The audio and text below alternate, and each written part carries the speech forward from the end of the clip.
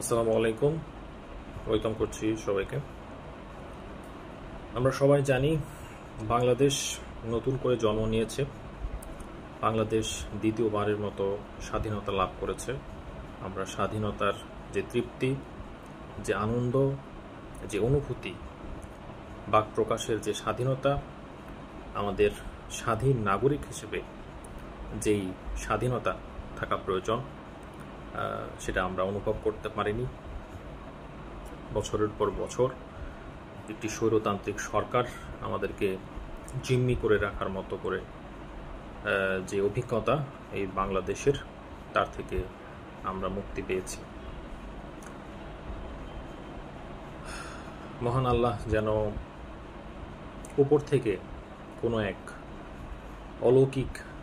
অলৌকিকভাবে এই অসাধ্য সাধন করিয়েছেন ছাত্র আন্দোলনের মাধ্যমে, ছাত্রদের মাধ্যমে, এই ফ্রেশ মাইন্ডসদের যে প্রোটেস্ট, যে ফাইট ফর দ্য রাইট, তাদের মাধ্যমে আমরা এরকম স্বপ্নের মতো একটি অবস্থায় এসে পৌঁছেছি।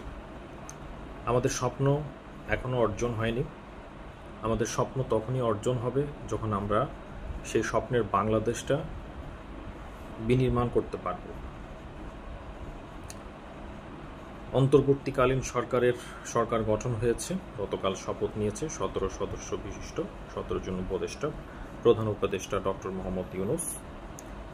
আমি সবসময় আন্দোলনরত অবস্থায় দোয়া করেছি, আল্লাহর কাছে চেয়েছি যে যাতে যে মানুষটি আসুক দায়িত্বে, দেশের জন্য দোয়া করেছি সবসময়, যে মানুষটি আসুক যেন দেশের জন্য ইন্টিগ্রিটি দিয়ে, অনেস্টি দিয়ে, একজন অনেস্ট মানুষ যাতে আসে, দেশকে পরিচালনা করে সঠিক পথে।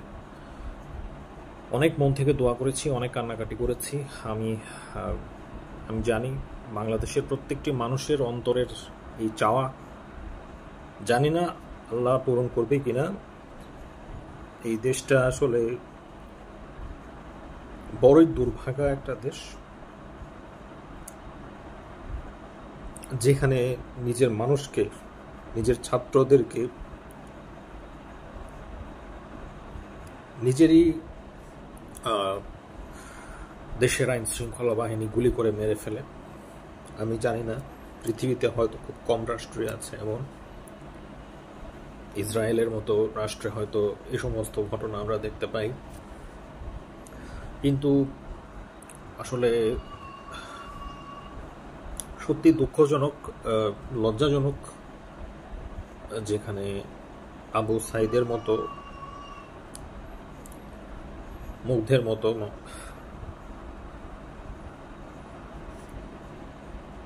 এরকম অসংখ্য ছাত্র তাদের প্রাণ দিয়েছে, তাদের মায়ের বুক খালি হয়েছে।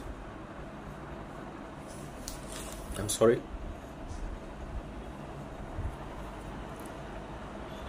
তো অ্যাকচুয়ালি খুব কঠিন একটা সময় আমরা পার করছি। অনেক ষড়যন্ত্র, সাবেক প্রধানমন্ত্রী পদত্যাগ করার পরেও আমরা দেখতে পেয়েছি নানা বিশৃঙ্খলা, আইন শৃঙ্খলা বাহিনীর অনুপস্থিতির কারণে বিভিন্ন জায়গায় ডাকাতি, issue and many more things, অনেক কিছু হচ্ছে।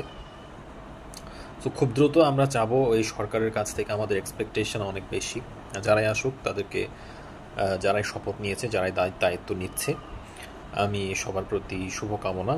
আমি সবাইকে, সবার জন্য আল্লাহর কাছে দোয়া করি যাতে সবাই মিলে আমরা একটা সুন্দর বাংলাদেশ গড়তে পারি।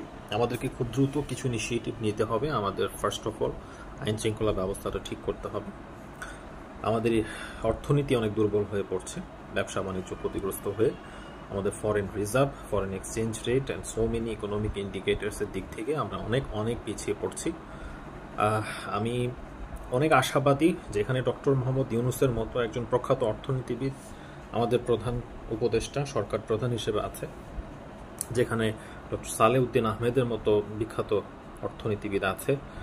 আমি আশা করব সবাই মিলে খুব সুন্দর একটা ইকোনমিক পলিসি নিয়ে আসবেন এবং বাংলাদেশকে খুব দ্রুতই একটি সুন্দর রাষ্ট্রে পরিণত করবার জন্য আপনারা কন্ট্রিবিউশন করবেন।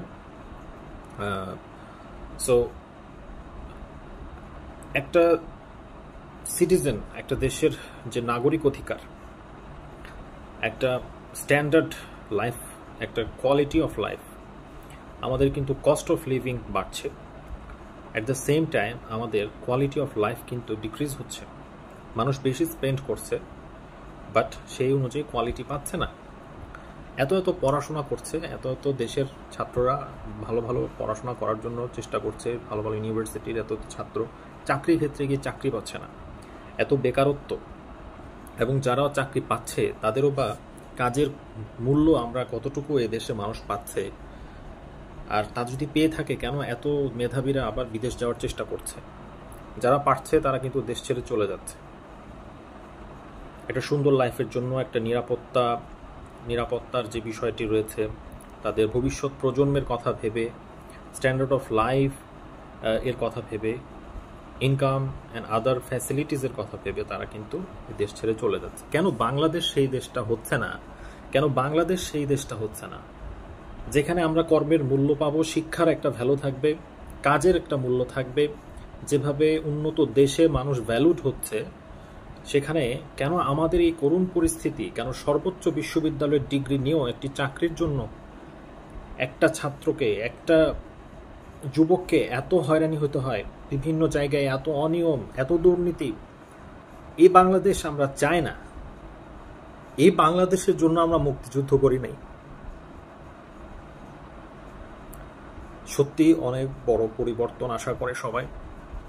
This is a big opportunity. I think through this we all can hopefully achieve the Bangladesh we always dreamed for.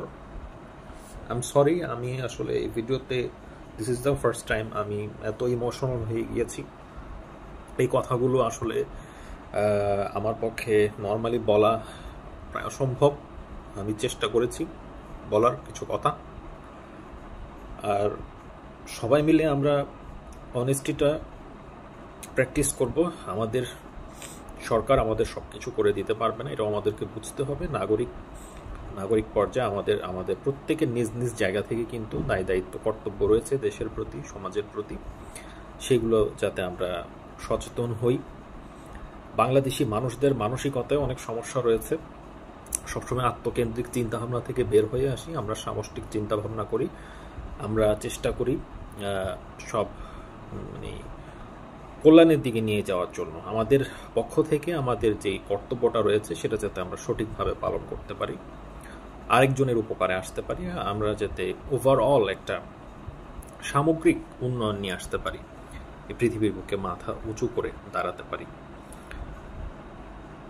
আমি বর্তমান সরকার, যে অন্তর্বর্তীকালীন সরকারটি গঠিত হয়েছে, আমি আশা করব তারা দ্রুতই মানুষের আস্থা অর্জন করবে এবং দ্রুতই পদক্ষেপ নেবে, বাংলাদেশকে একটা রেভলিউশনারি চেঞ্জ এনে দিবে। যে অন্যায়, অনিয়ম, দুর্নীতির কারণে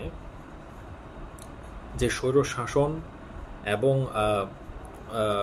যেই ফ্যাসিজম এ বাংলাদেশটাকে ছেয়ে গেছে, সেখান থেকে মুক্তি পেয়ে বাংলাদেশ যাতে একটা ট্রু নেশন হিসেবে, বাংলাদেশ যাতে একটা সামগ্রিক উন্নয়ন পায় প্রত্যেকটা ক্ষেত্রে, কিন্তু আমাদের ইকোনমিক, আমাদের টেকনোলজি, আমাদের কৃষি, আমাদের আইনের শাসন, আমাদের শিক্ষা, প্রত্যেকটা ক্ষেত্রে যাতে, স্বাস্থ্য থেকে শুরু করে আমরা যাতে সামগ্রিক অর্জনটা করতে পারি। আমাদের সবার আন্ডারস্ট্যান্ডিং এটাই যে শুধুমাত্র এই দুর্নীতির কারণে নিজের যেই লোভ, এটা সামলাতে পারে না মানুষ। যুগ যুগ ধরে শাসকরা তাই করে আসছে। এই অনেস্টির অভাবে বাংলাদেশের আজকে এই দুরবস্থা। একটা পারফেক্ট একটা লিডারের অভাবে, একটা অনেস্ট, একটা সৎ মানুষের অভাবে বাংলাদেশের এত কোটি কোটি মানুষকে আজকে দুর্ভোগ পোহাতে হচ্ছে। মেজরিটি অফ দ্য মানুষ কিন্তু below standard of life lead করতেছে। কেন? স্বাধীনতার এত বছর পরেও এসে আমরা কেন সেই যে ডেভেলপমেন্ট আমাদের হওয়া উচিত ছিল, সেই ডেভেলপমেন্ট আমরা পাইনি। সো আমি আশা করব সবাই মিলে আমরা দেশ গঠনে কাজ করব। আমি ছাত্র সমাজকে আমার মনের ভিতর থেকে সেলুট জানাই।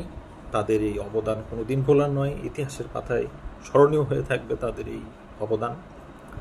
এবং তারা যেভাবে শুধুমাত্র আন্দোলনে তারা থেমে থাকেনি, দেশ গঠনের প্রত্যেকটা পর্যায়ে কিন্তু তারা ছড়িয়ে ছিটিয়ে আছে।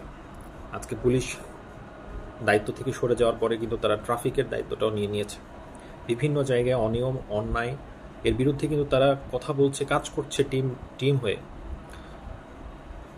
বিভিন্ন জায়গায় আমরা দেখতে পাচ্ছি পরিষ্কার পরিচ্ছন্নতা কাজ থেকে শুরু করে ট্রাফিক কন্ট্রোল থেকে শুরু করে বিভিন্ন সোশ্যাল কাজ, দেশ গঠনের প্রত্যেকটা পর্যায়ে তারা অ্যাক্টিভ। এরকম ছাত্র সমাজ, এরকম তরুণ সমাজ যে দেশে রয়েছে, সে দেশকে কেউ থামাতে পারবে না। ইনশাল্লাহ আমাদের জন্য ভালো কিছু অপেক্ষা করছে। আমরা সবাই মিলে কাজ করব আমাদের ডেস্টিনেশনে পৌঁছানোর জন্য। সবাইকে শুভকামনা। সবাই ভালো থাকবেন। আসসালামু আলাইকুম।